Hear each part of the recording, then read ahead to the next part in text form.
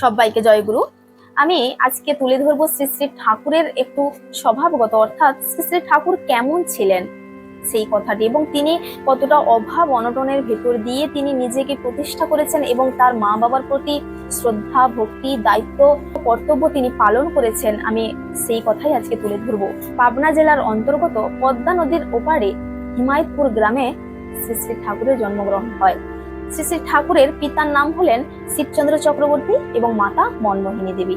একটি আশ্চর্যের বিষয় এই যে শ্রী শ্রী ঠাকুর তার মায়ের হাতেই দীক্ষিত হয়েছিলেন। তিনি তার মা বাবাকে শ্রদ্ধা ভক্তি এত করতেন, তিনি গোটা জগৎবাসীকে বুঝিয়ে দিয়ে গেলেন যে মা বাবাকে যদি সম্মান না করো তাহলে কোনো জিনিসে তোমার সম্মান পাওয়া যাবে না। শিবচন্দ্র চক্রবর্তী অসুস্থ হয়ে যাওয়ায় শ্রী শ্রী ঠাকুর তখন ছোট্ট।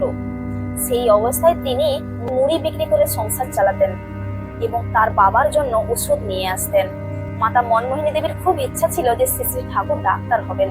তার মায়ের ইচ্ছা পূরণ করার জন্য কলকাতা মেডিকেল কলেজে তিনি ভর্তি হন।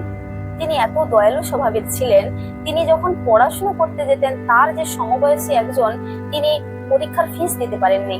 তিনি তার নিজের পরীক্ষা বন্ধ করে দিয়ে সেই ফিস দিলেন, অথচ তিনি কত কষ্ট করে পয়সা রোজগার করতেন।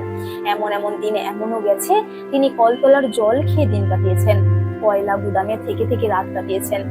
তিনি গঙ্গা নদীর পাড়ে বসে ধ্যান করতেন। এত অভাবের মধ্যে থেকেও তার বন্ধু বান্ধবের সঙ্গে তিনি যা খাবারে নিয়ে যেতেন সবাই মিলে ভাগ করে খেতেন। বহু কষ্ট করে তিনি ডাক্তারি পাস করার পরে তিনি একটি কীর্তন দল স্টার্ট করলেন। তিনি চিকিৎসা করতে করতে ভাবলেন যে মানুষের শরীরের চিকিৎসা করার আগে মনের চিকিৎসা করা প্রয়োজন, আর মনের চিকিৎসার জন্য প্রয়োজন দীক্ষা। কেননা বেশিরভাগ রোগের সৃষ্টি হয় তার মন থেকে, আর কেউ যদি দীক্ষা নিয়ে তার মনকে পবিত্র করতে পারে এবং ভগবানের চরণে অর্পণ করতে পারে তার অনেকাংশেই রোগ মুক্ত হয়। শ্রী শ্রী ঠাকুর যখন ইষ্টভৃতির ব্যবস্থা করেছিলেন তখন বহু সমালোচনা হয়েছিলেন, এবং এই ইষ্টভৃতির মূল অর্থ হলো ইষ্টের ভরণ পোষণ। এই ইষ্টভৃতিটা আজকালকার প্রথা নয়। বহুদিন আগে তখন মুনি ঋষিরা থাকতেন, তখন তার শিষ্যকে যখন তিনি দীক্ষা দিতেন ওই মুনি ঋষিদের সঙ্গে থেকেই কিন্তু শিষ্যত্ব গ্রহণ করতে হতো, এবং শিষ্যরা যা নিয়ে আসতেন তা কিন্তু প্রথমে আহার্য রূপে তার গুরুকে দিতেন, তারপরেই কিন্তু নিজেরা খেতেন। ওটাও এক প্রকারের ইষ্টভৃতি। তাই এখনকার দিনে ওটা আর নেই, তাই নিজের বাড়িতে থেকেই কিন্তু সবটা করছে মানুষ।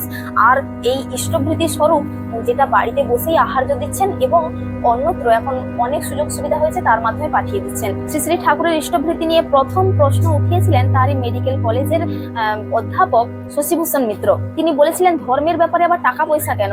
কেউ টাকা পয়সা নাও থাকতে পারে, কেউ নাও দিতে পারে।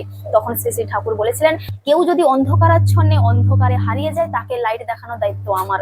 তখন শশীভূষণ মিত্র বুঝতে পেরেছিলেন, কেননা তিনি একদিন চিকিৎসা থেকে বাড়ি ফেরার সময় তিনি অন্ধকারে হারিয়ে গিয়েছিলেন এবং তাকে যেন কেউ লণ্ঠন দেখিয়ে তিনি নিয়ে যাচ্ছিলেন। তিনি তখনই বুঝতে পারলেন যে এ আর কেউ নয়, শ্রী শ্রী ঠাকুর। এইরকম বহু মানুষের সঙ্গে শ্রী শ্রী ঠাকুরের সাক্ষাৎ হয়েছেন, আলাপ হয়েছেন, এবং তার লীলার মাধ্যমে সবাই তাকে অনুভব করেছেন এবং বুঝতে পেরেছেন।